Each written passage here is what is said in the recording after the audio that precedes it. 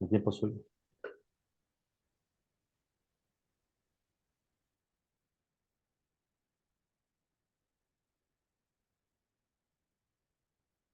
Bien, buenas noches a todos.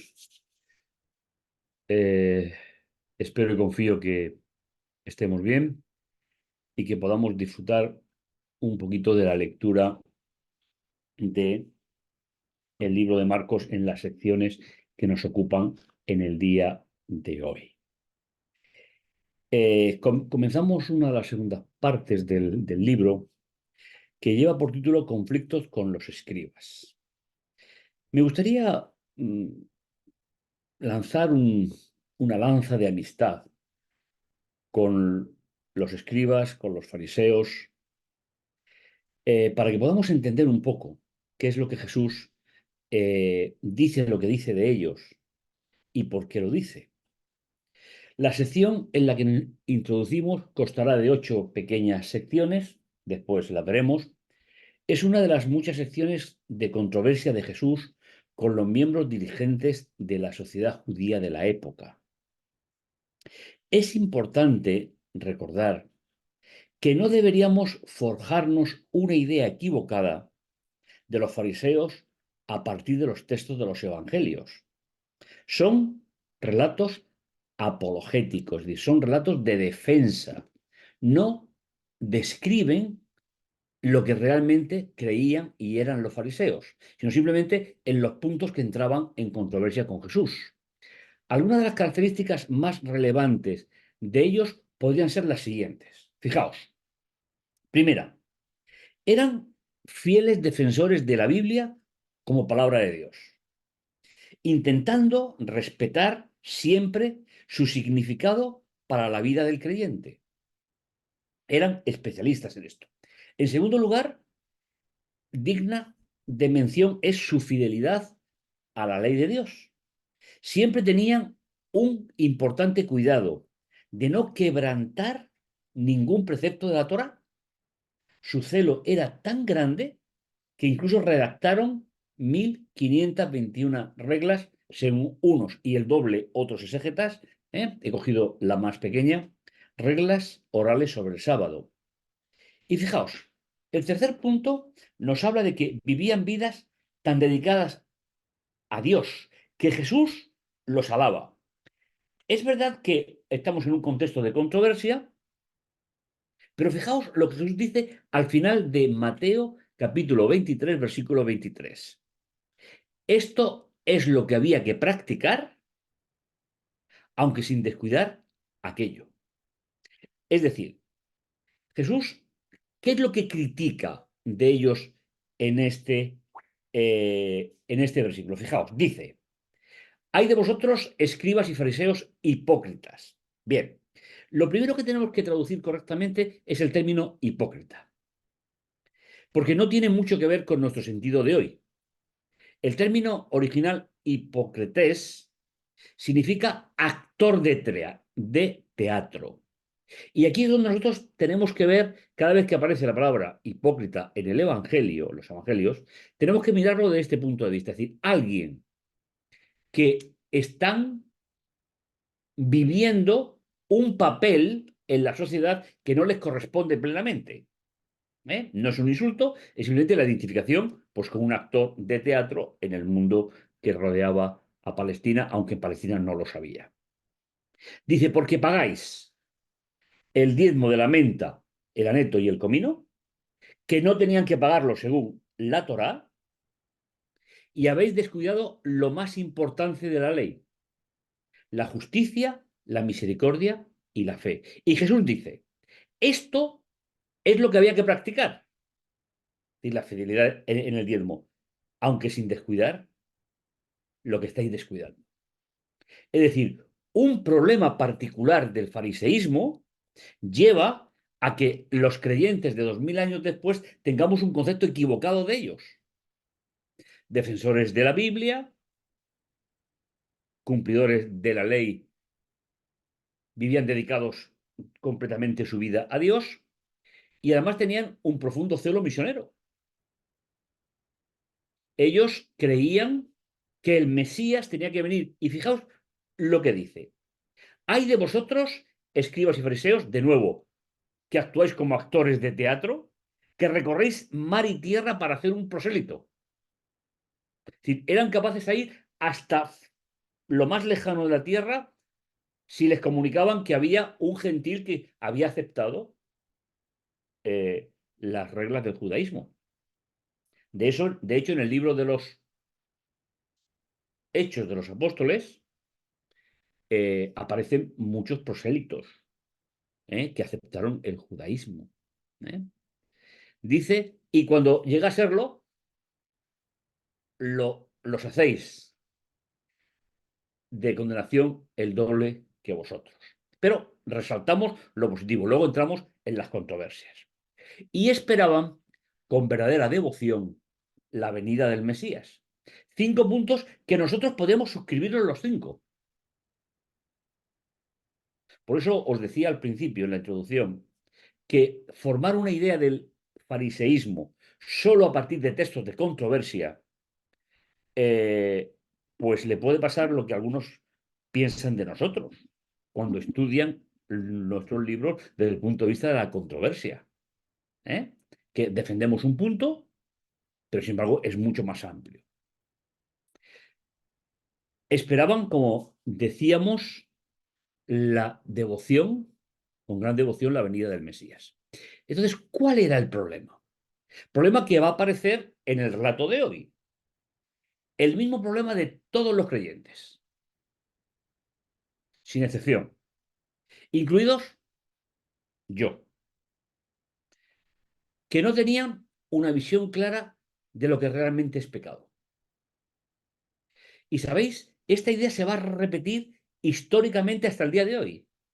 El gran problema de la religión, y lo tenemos en Gálatas, lo tenemos en Romanos, lo tenemos en infinidad de textos, en la segunda gran parte de la Biblia, es la definición de pecado.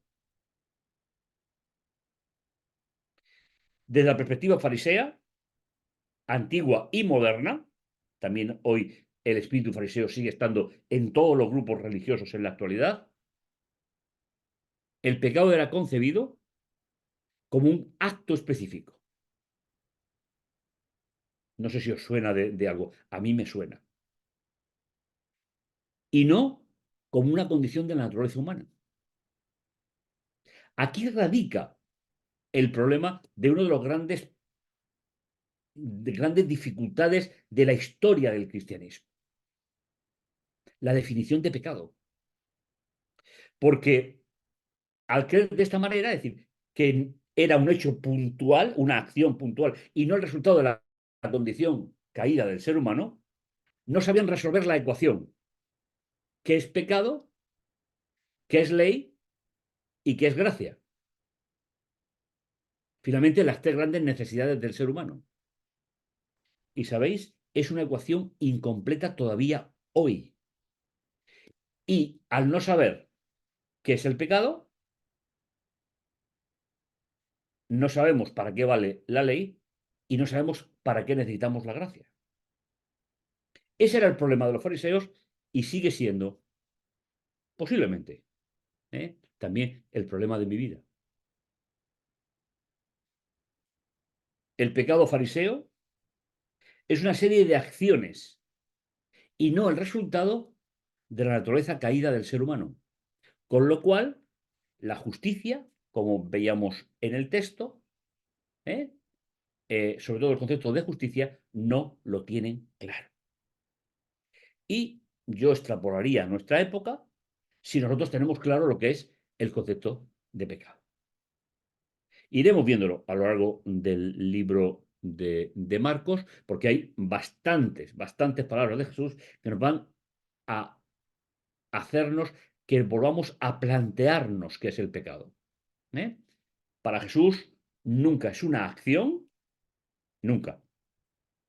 Para Jesús es el resultado de la condición del ser humano.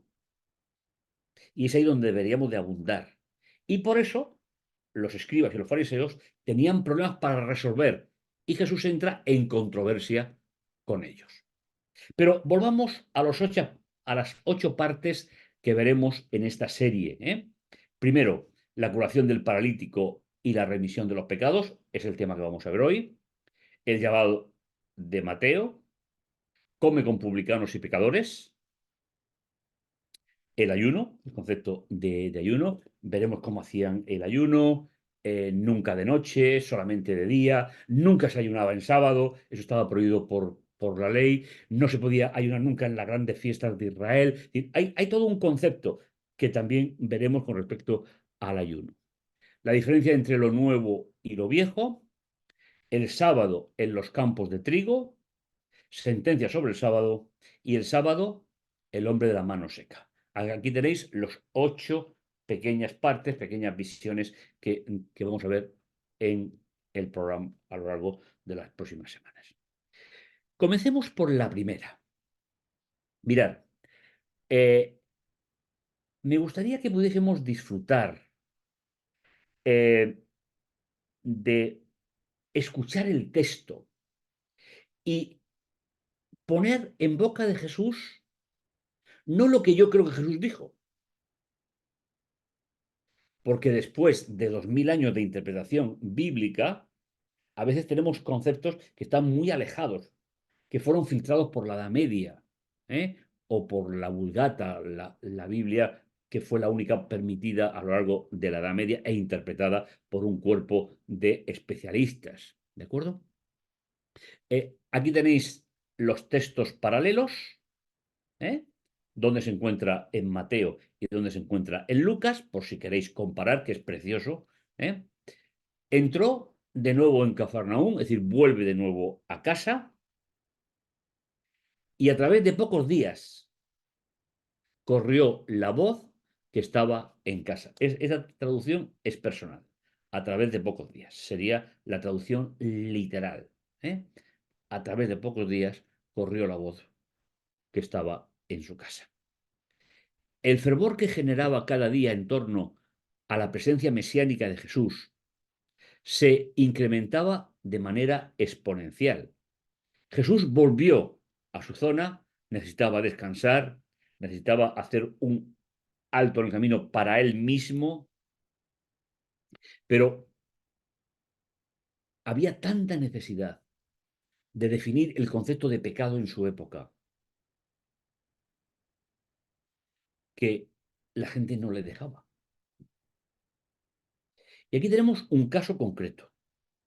El primero que veíamos en la lista, ¿vale? La curación del paralítico y la remisión de pecados.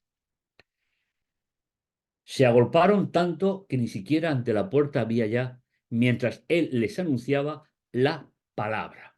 Mirad, el término que se utiliza para la palabra no se refiere en la Biblia nunca a una palabra dicha o escrita, nunca. Se refiere a quien la dice. Y esto es importante, que lo tengamos en cuenta. Cuando aparece el término griego, lo tengo simplemente para que no se me olvide, el término griego que aparece en este versículo se refiere expresamente al autor de la palabra. Es decir, Jesús utiliza delante de los que están allí, hablando de él como Mesías. Es decir, el mesianismo se tradujo por Cristo. Cristo significa en griego el Mesías, el ungido, no es un nombre. Con lo cual se arropaban tanto que ni siquiera ante la puerta había ya sitio, mientras que él les anunciaba quién era él, con gestos, con palabras, con la intervención en la vida de las personas. Este es un detalle muy, muy importante, porque a veces cuando leemos la Biblia y vemos la palabra, inmediatamente pensamos que se refiere al escrito bíblico, y no hay casos así. Se le llama la escritura, la Santa Escritura, la ley, los profetas, la ley, los profetas, los salmos, pero cuando aparece la palabra, el término, perdón, el sustantivo palabra, si emplea el término que aparece aquí, se refiere al que dice la palabra. Si emplea otro, se refiere a algo que se ha escrito. Esa es la diferencia. La expresión, la palabra, que ya hemos visto anteriormente y hace referencia al anuncio de que él era el Mesías esperado por el pueblo judío, ese gran concepto fariseo, No debemos de olvidar que Jesús vino a este mundo como el ungido de Dios, anunciado por los profetas clásicos de Israel, Isaías, Jeremías, Isaías 53, Jeremías 31. Todo esto tenemos que tenerlo en cuenta para que podamos disfrutar, ¿eh?, de cómo Jesús hablaba de sí mismo en un contexto de controversia, ¿eh? Eso es importante. Vinieron a traerle un paralítico llevado entre cuatro. ¿Y sabéis? Es preciosa esta idea. La notoriedad del Mesías que había llegado a su pueblo se difundió entre las multitudes y pronto la misma comunidad se enfrentó a Jesús con las expectativas propias de aquel tiempo, como estamos presenciando ahora. Esperaban que el Mesías los librara de la opresión de Roma. Es decir, el problema del concepto fariseo sobre el Mesías no es la expectativa de que el Mesías venía. Ellos sabían perfectamente que el Mesías venía y que venía en su época. Conocían Daniel 9. Lo que pasa es que esperaban otro tipo de Mesías y por eso no reconocieron a Jesús,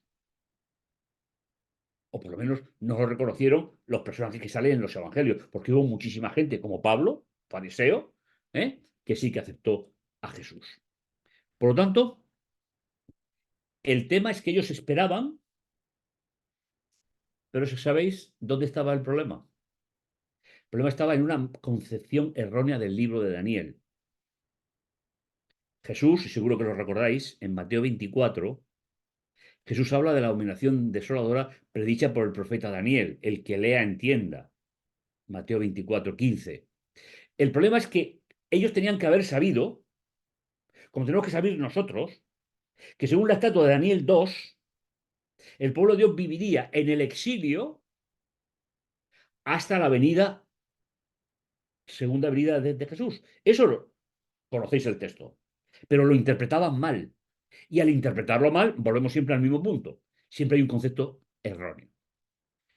Nosotros, como los discípulos y los que estaban en la época de Jesús, seguimos viviendo en el exilio, en el mismo exilio que comenzó con Nabucodonosor y que terminará con la piedra que pega en la estatua y la derriba. Si hubiesen sabido esto, si no hubiesen interpretado esos textos de otra manera diferente, el Mesías lo habrían aceptado tal y como era, que no venía a liberar de los romanos, sino que venía a liberar de la esclavitud del pecado.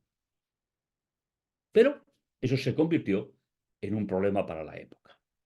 Al leer estos versículos, es importante considerar a Jesús como un maestro, un rabino social. ¿Y por qué digo rabino social? Este es un término mío, ¿eh? Porque era el pueblo quien lo consideraba como rabino, pero no había estudiado en las escuelas rabínicas.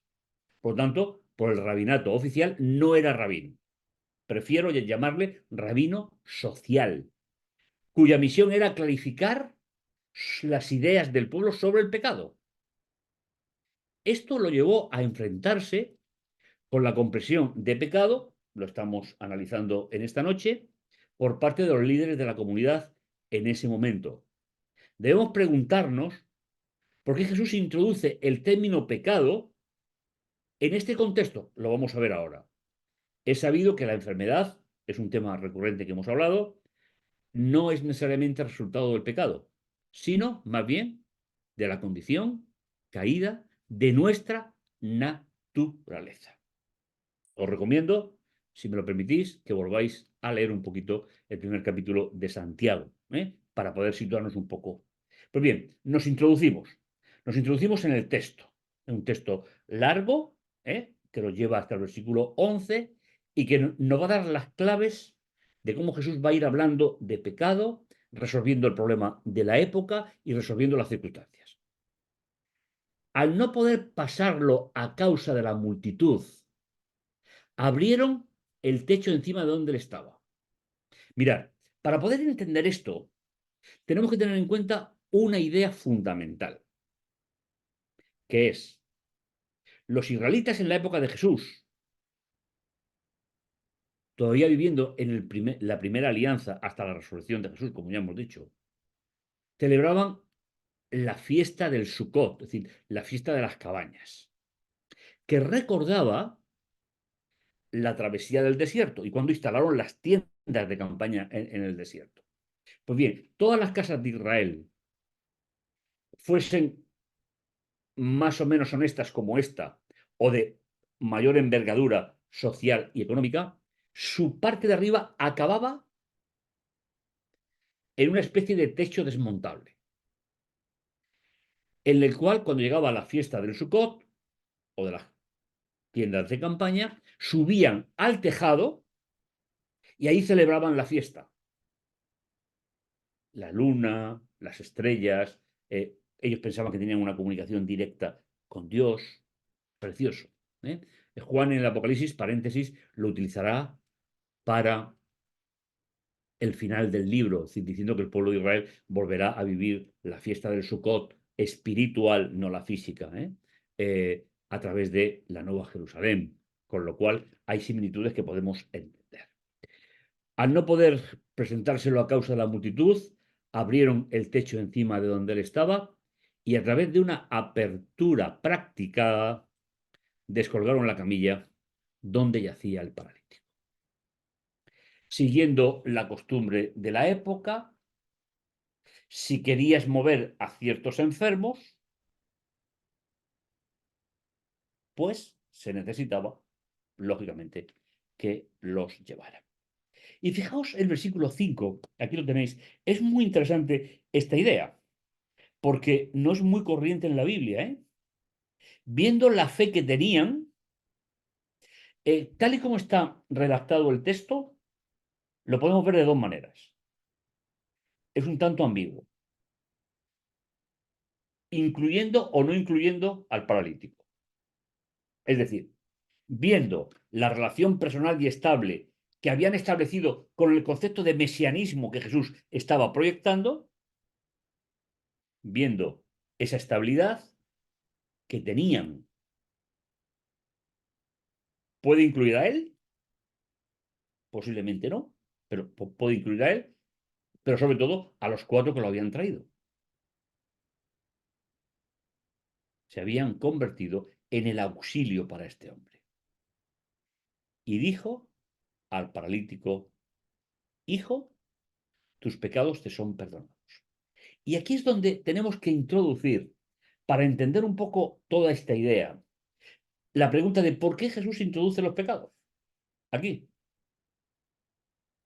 Porque estamos en un contexto de controversia. ¿Cómo hemos dicho ya en la serie que pensaban ellos que era el pecado? ¿Y cómo afectaba a los enfermos? Veíamos la pregunta en el programa anterior. A Jesús le preguntaron, ¿quién pecó, este o sus padres? Y Jesús le dice, no, no, ni este ni sus padres, sino para mostrar la gloria de Dios. Y ahí es donde tenemos que fijarnos en esta idea. La enfermedad es consecuencia de vivir en este mundo, sin más y sin menos. Por eso Jesús dice, muy bien, como vosotros pensáis que este hombre está enfermo porque ha cometido pecado, yo voy a demostraros, y son de esas cosas que Jesús como maestro es tremendamente sutil, tremendamente rápido a la hora de pensar. Jesús provoca la acción y por lo tanto provoca la reacción. Y aquí es donde yo quiero pararme con vosotros un ratito en esta noche. Viendo Jesús la fe que tenían, dijo, hijo, tus pecados te son perdonados. Y aquí tenemos a un grupo de escribas, seguramente como infiltrados, seguramente, aunque el texto no está buscando y traduciendo y no, eh, dice, estaban ahí sentados, es decir, dentro de la casa, algunos escribas, que pensaban desde lo más profundo de su corazón. Y cuando aquí aparece en el texto por sus adentros, literalmente dice corazón. Si estuviésemos hablando en hebreo, diría riñones. porque en todo el Antiguo Testamento el centro de los sentimientos son los riñones, según el pensamiento. Luego se tradujo por corazón y nosotros hoy tendríamos que traducirlo por mente. Es decir, el mismo problema situado en las concepciones de cada época. Eso se da mucho en la Biblia. ¿Por qué habla así? Y tienen razón con la contestación. Está blasfemando. ¿Por qué tienen razón? No es que tengan la razón absoluta. Tienen su razón. Si no es el Mesías, no puede perdonar pecados. Y volviendo al principio, ¿qué es lo que les impedía que lo aceptaran como Mesías? Que no los había libertado del yugo romano. Problema con Daniel, con toda esa serie de cosas que podemos tener muchos argumentos para que Jesús conteste de esta manera. Jesús no lo hace para el paralítico, no lo hace para los que lo traen, no lo hace para las personas, lo hace para educar a los que educan al pueblo, para que a ver si pueden entender que el pecado es el resultado de nuestra naturaleza y no una acción en concreto.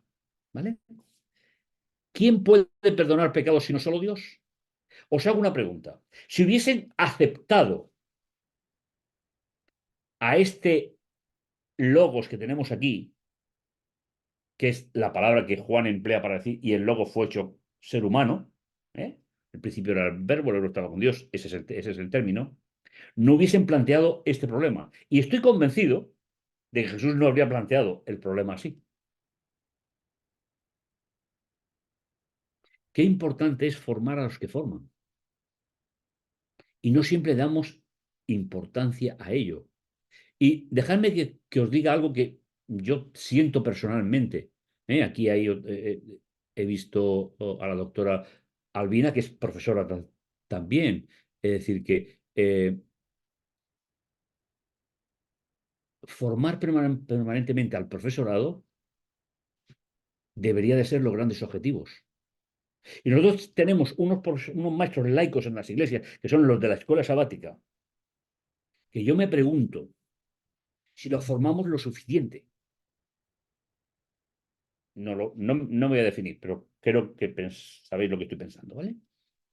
Entonces, si ellos hubiesen aceptado el mesianismo de Jesús, esta pregunta del final del versículo 7 no estaría. Jesús ha conseguido mover el intelecto de los maestros de Israel. Utiliza una situación personal, particular, de enfermedad, para dar un testimonio fiel. Este hombre no está enfermo por un pecado en concreto. Está enfermo por la naturaleza caída del ser humano, como todas las enfermedades que tenemos, incluidos los accidentes, aunque todo es, ya sabéis que todas las afirmaciones tienen todos sus propios riesgos, pero para que nos demos cuenta de lo que Jesús nos está enseñando.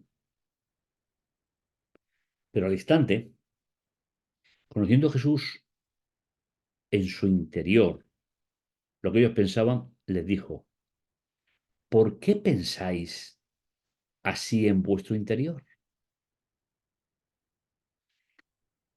Y la pregunta provoca una respuesta. ¿Qué es más fácil? ¿Decir al paralítico tus pecados te son perdonados? ¿O decirle levántate, toma tu camilla y anda?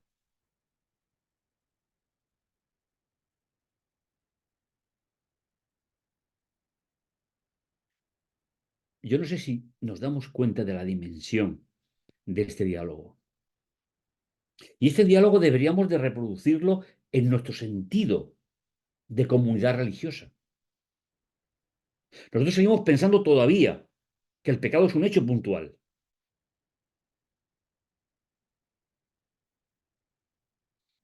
Y sin embargo, Jesús no va a aceptar en ningún contexto esa idea. Por eso, ¿qué es el pecado? ¿Qué es la ley y qué es la gracia? ¿Qué es lo que necesita el ser humano? Que lo planteábamos al principio. Pues para que sepáis que el Hijo del Hombre, expresión que es tomada del libro de Daniel, capítulo 7, versículo 13 y 14, y que como decíamos ya en el curso nuestro, cada vez que aparece esta expresión en los evangelios y basada en Daniel 7, está hablando de la función del Mesías encarnado como representante de la humanidad. Cuando emplea Hijo de Dios, es el representante encarnado de la humanidad ante el trono celestial. Para que sepáis que yo soy el Mesías, porque tengo potestad de perdonar los pecados.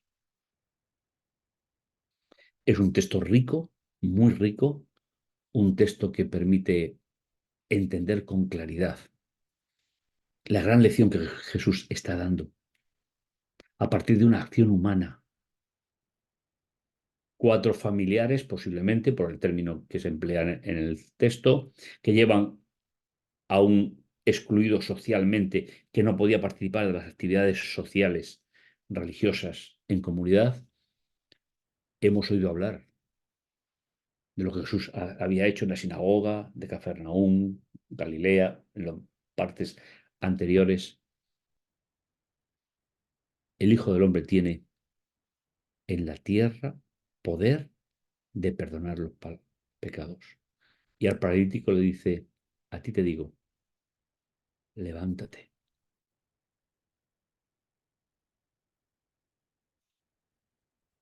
¿Qué está diciendo Jesús? Que en el Mesías concurren los dos problemas que se están planteando. Jesús puede obrar obras portentosas y entre ellas perdonar pecado, que sería la segunda opción.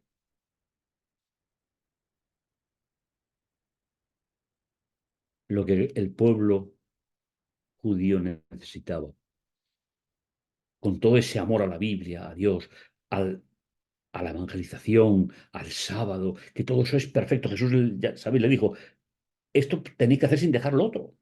Pero es que lo otro es lo que le faltaba.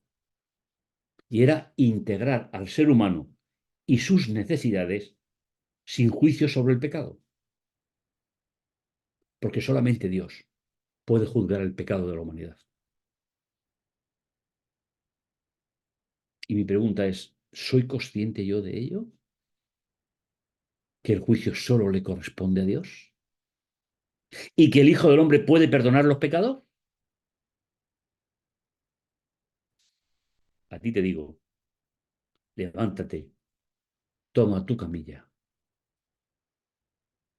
Y sabéis, la última frase del versículo 11 no deja de tener una importancia colosal. Y vuelve a integrarte en tu familia. Los enfermos mendigaban por las calles de Jerusalén. Qué interesante es esta idea. Jesús no solo perdona pecados, sino que restablece las relaciones familiares, restablece la unidad en el hogar.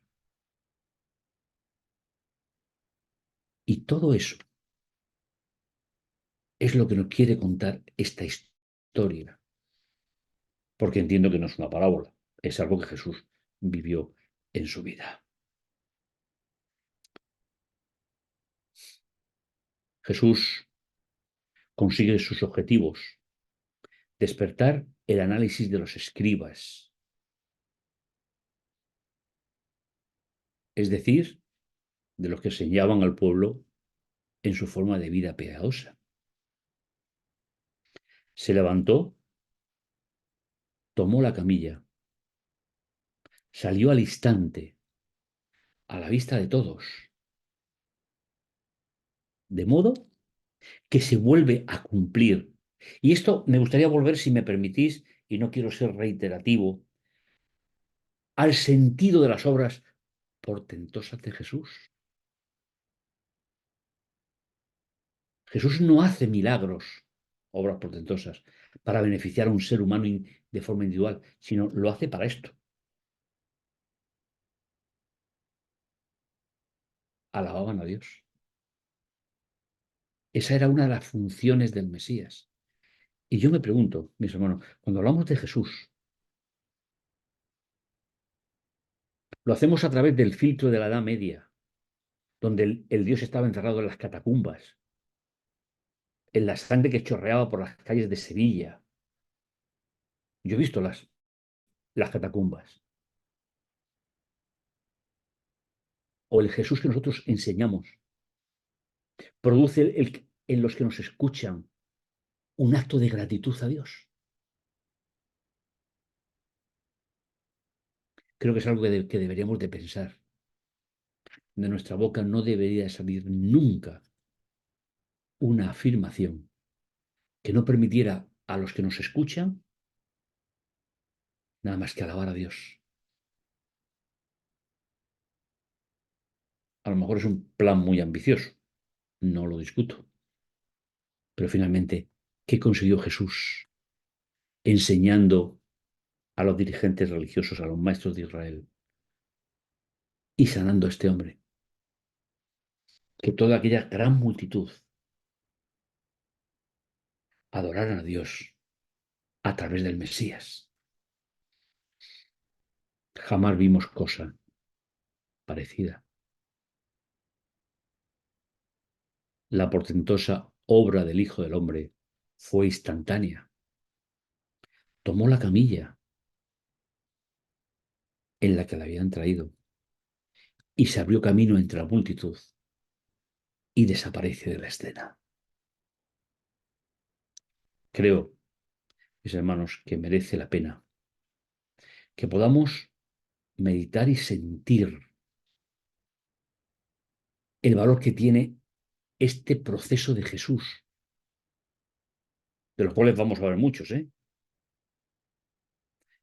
pero que podamos entender ¿m?